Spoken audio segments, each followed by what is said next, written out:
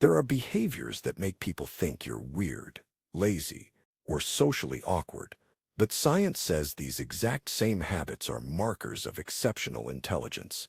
The things that get you judged, mocked, or told to act normal might actually prove your brain works differently and better than most people's.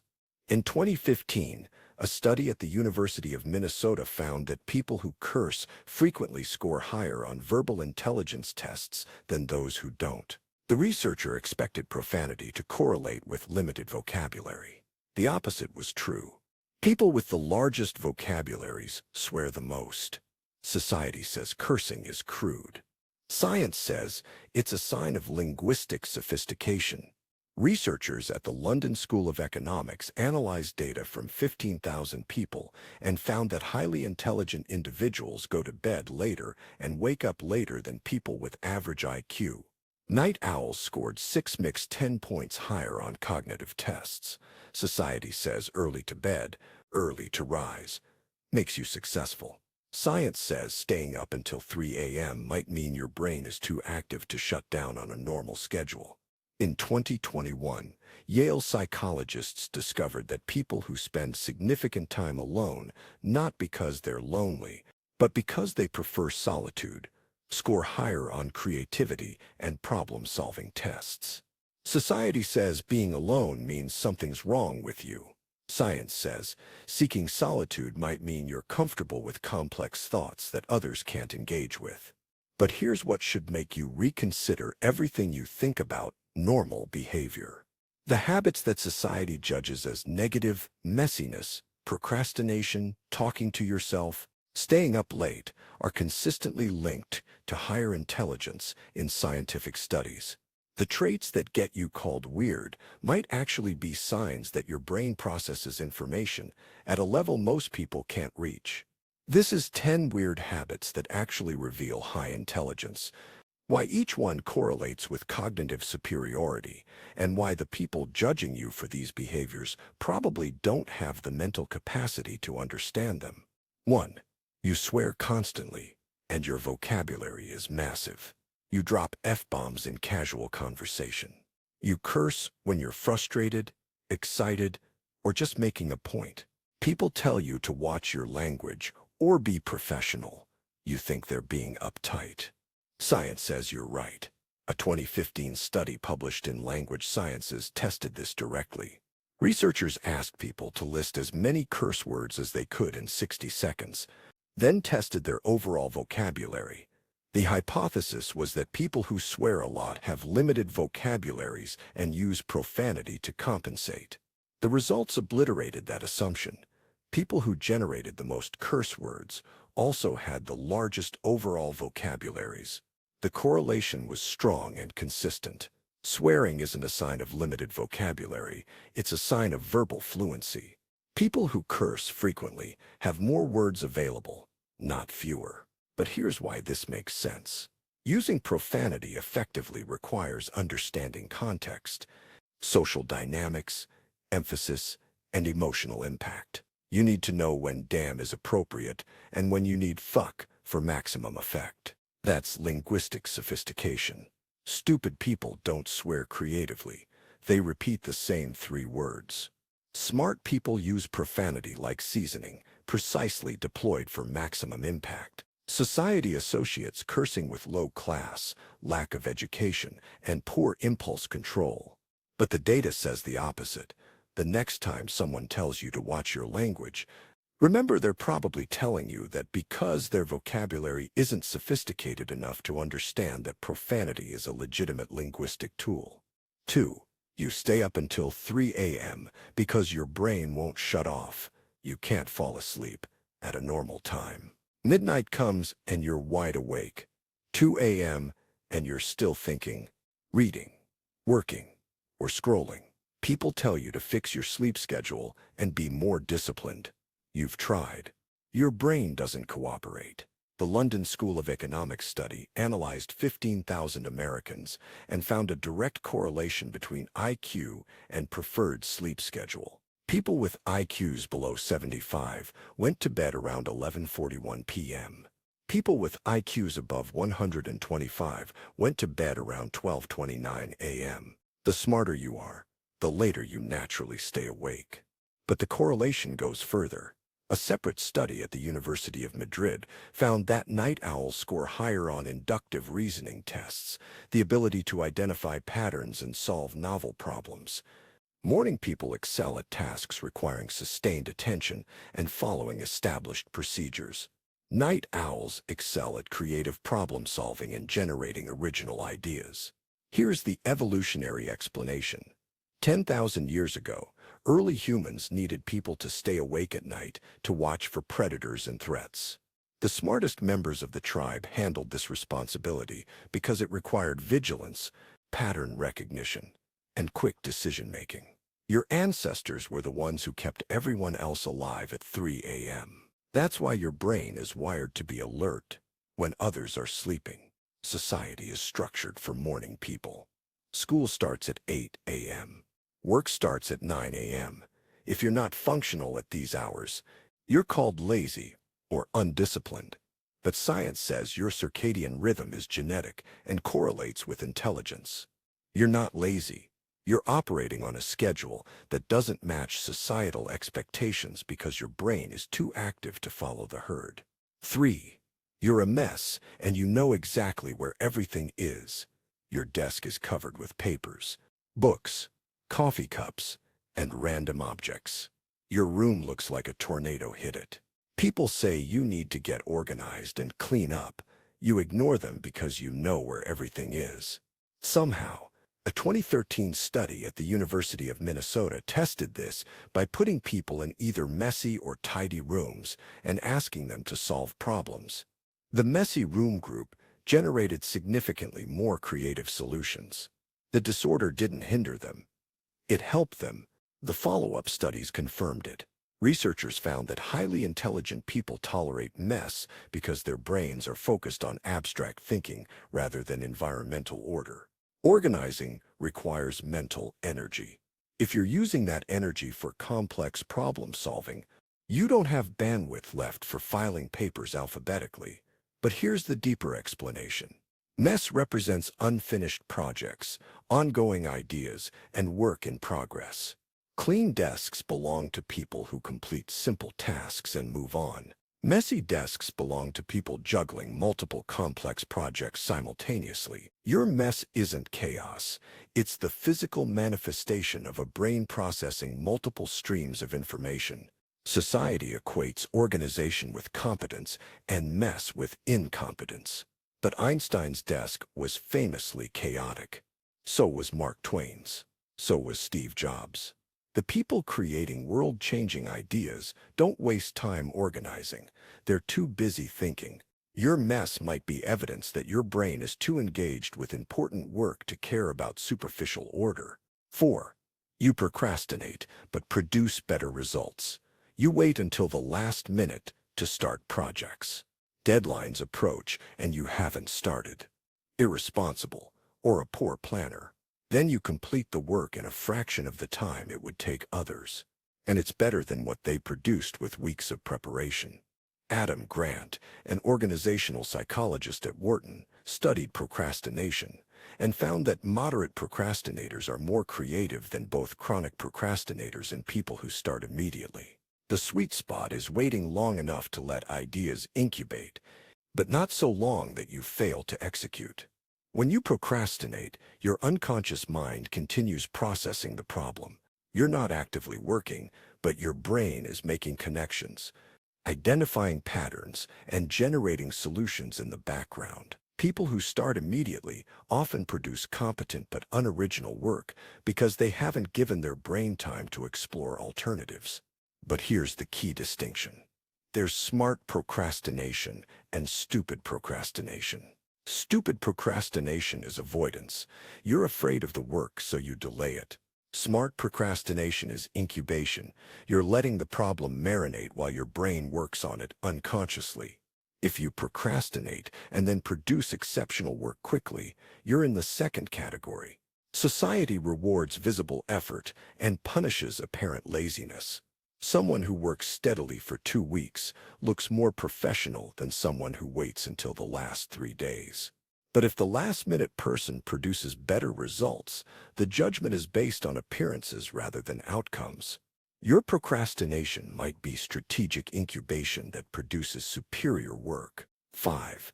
You talk to yourself because you're processing complex thoughts. You narrate your actions out loud. You have conversations with yourself. You verbalize problems you're trying to solve. People look at you like you're crazy. You don't care because talking to yourself actually helps you think. A 2012 study published in the Quarterly Journal of Experimental Psychology found that people who talk to themselves during tasks perform better than those who work in silence. The researchers had people search for objects in a supermarket. The group instructed to say the object's name out loud found items faster than the silent group. The explanation is cognitive. Verbalizing thoughts activates multiple brain regions, the ones that process language and the ones that process visual information. This dual activation improves focus and memory.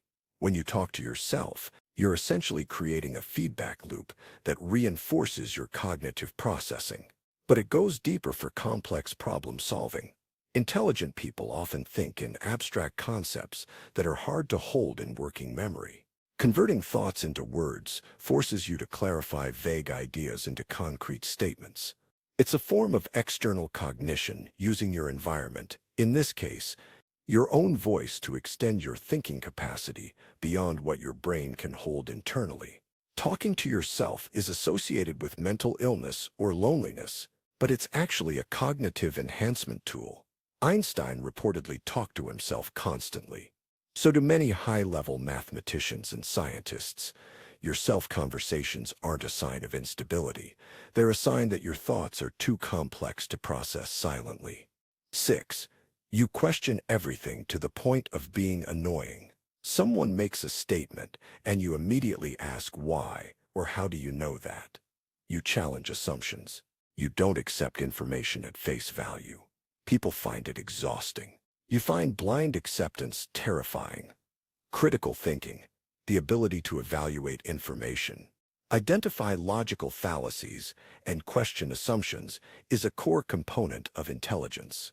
A 2016 study at Yale found that people who score higher on cognitive reflection tests, which measure the tendency to question initial intuitions, also score higher on general intelligence tests.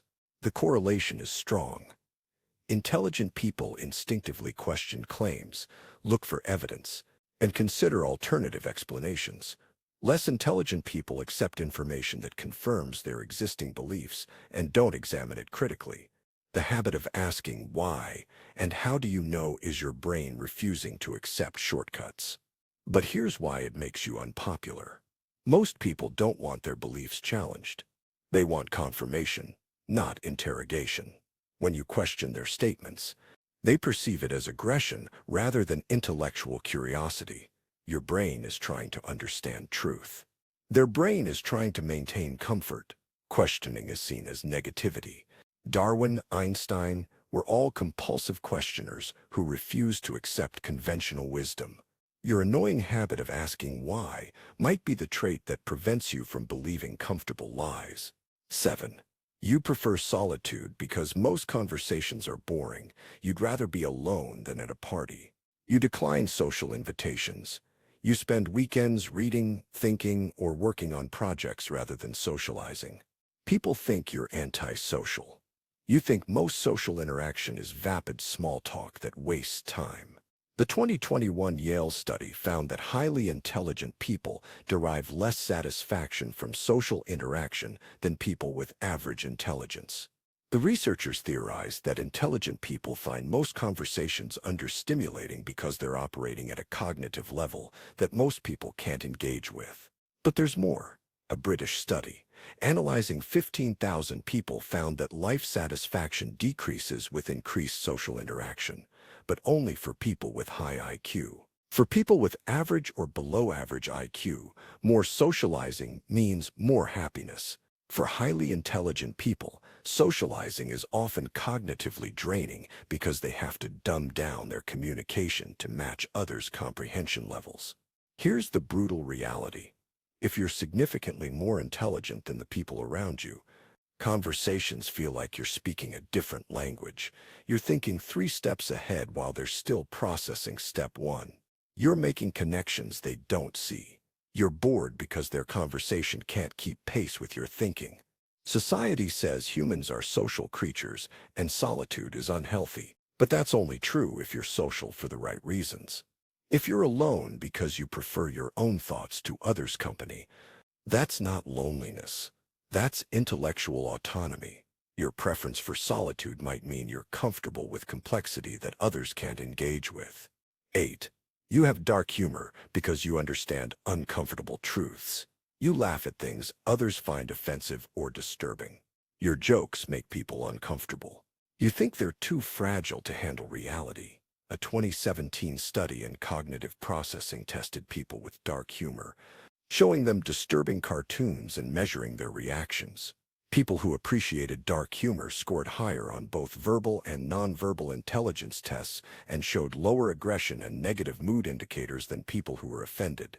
The explanation is cognitive and emotional.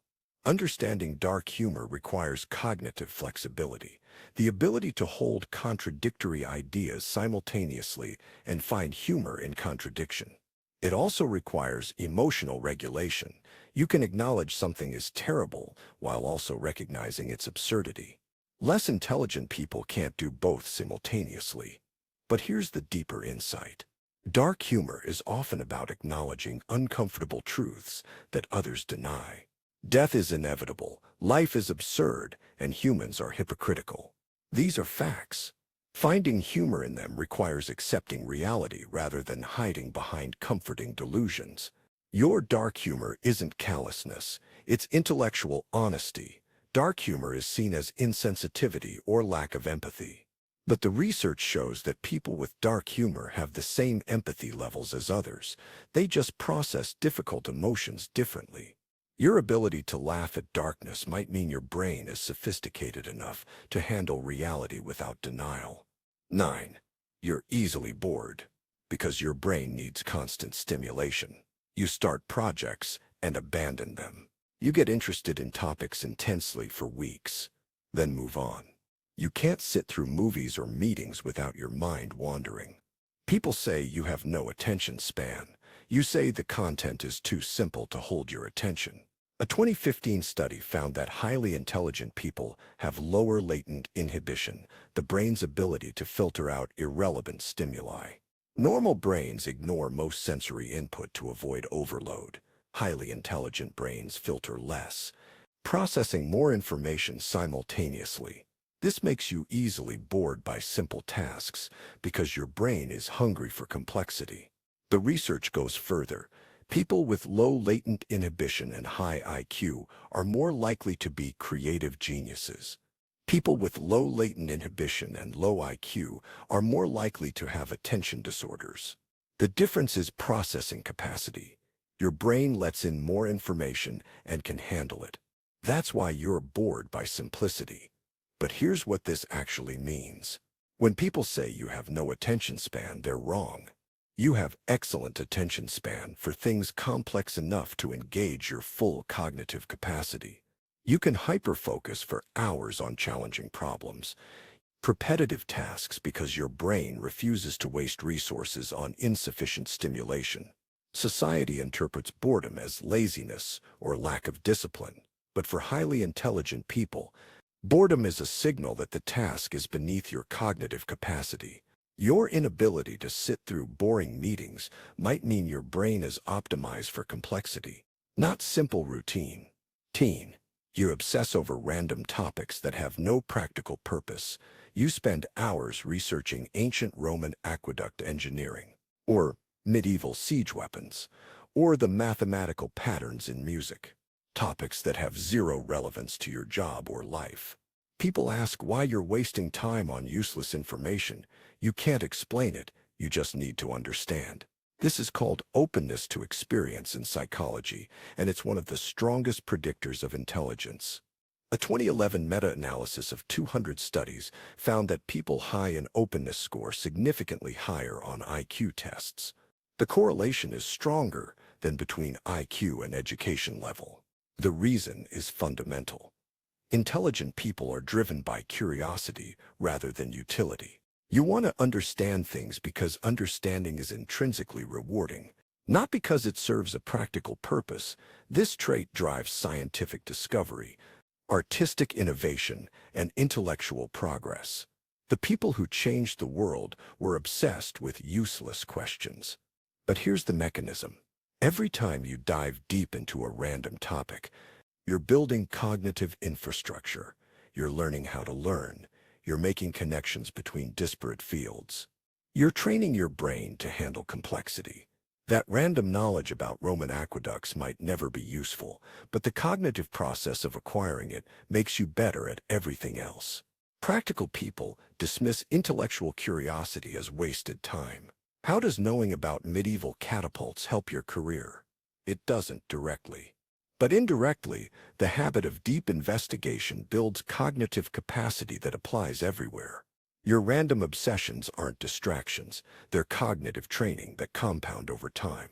Why society gets intelligence backwards. Here's the pattern you've probably noticed. Every habit on this list is judged negatively by society, but correlates positively with intelligence and research. This isn't coincidence. It's because society is designed by and for people of average intelligence, and behaviors that deviate from average norms are automatically judged as wrong. Cursing is crude, except when it indicates verbal fluency. Staying up late is undisciplined, except when it correlates with higher IQ. Being messy is incompetent, except when it indicates focus on abstract thinking. Procrastinating is irresponsible, except when it produces superior results. Talking to yourself is crazy, except when it enhances cognitive processing. Questioning everything is difficult, except when it represents critical thinking. Preferring solitude is antisocial, except when conversations are cognitively unstimulating, except when it demonstrates emotional and cognitive sophistication. Being easily bored is lazy, except when tasks are beneath your cognitive capacity. Obsessing over random topics is wasteful, except when it builds cognitive infrastructure. The system is rigged. Society judges intelligence by conformity to average behavior. If you behave like most people, you're considered normal and well-adjusted. If you behave differently, even if that difference correlates with higher intelligence, you're considered weird, difficult, or problematic. But here's what the research consistently shows.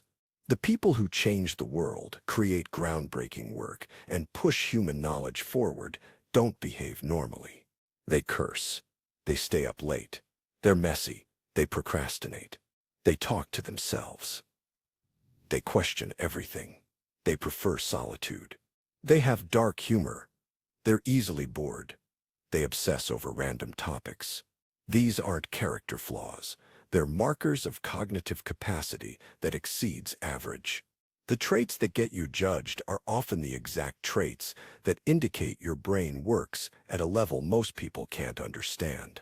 So the next time someone tells you to watch your language, fix your sleep schedule, clean your desk, stop procrastinating, stop talking to yourself, stop questioning things, be more social, lighten up, pay attention, or stop wasting time on useless topics, remember this, they're telling you to be more like them. And if the science is correct, that would mean becoming less intelligent. Your weird habits aren't problems to fix. They're evidence that your brain doesn't operate on the same level as the people judging you. And that's not something to apologize for. It's something to embrace.